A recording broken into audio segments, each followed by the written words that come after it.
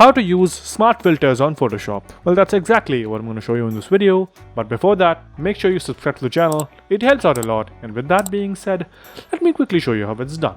So, in order for you to use any filter out there, let's say I want to add blur to this image right here. I go ahead and click on filter, and then I go ahead and let's say click on blur, and I want to add a Gaussian blur to this image.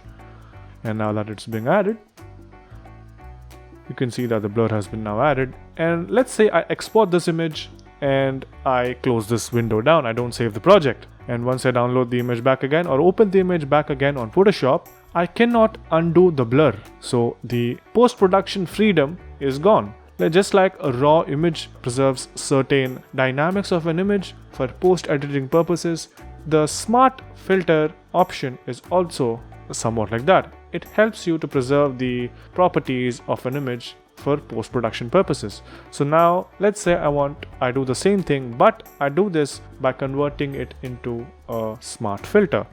So it is now back to normal, and the procedure is quite the same. All you have to do is just before adding any filters, just convert the current layer into a smart filter layer. And once you've done that, any changes that you make, any type of blur or distortion, noise, whatever you add to the image, it will now be added as an additional detail. As you can see here in the layer section, it is now added, and once you do this, the details and the properties will be preserved. So next time you want to use the image, you can go ahead and quickly remove the blur and do any other changes that you want, and you can even undo changes that you did previously. So yeah, post-production freedom is a very good, helpful aspect of the smart filter.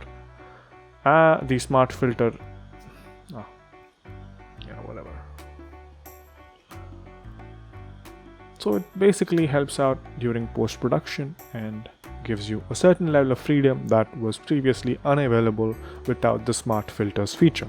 So yeah, that's pretty much it for this video. I hope you guys found it helpful and learned a little bit of Photoshop here and there. And if you did, make sure you subscribe to the channel, like the video, and also comment down below on what next videos we should make. And that's pretty much it for this video. Thank you for watching, and I'll catch you guys in the next one. Bye bye.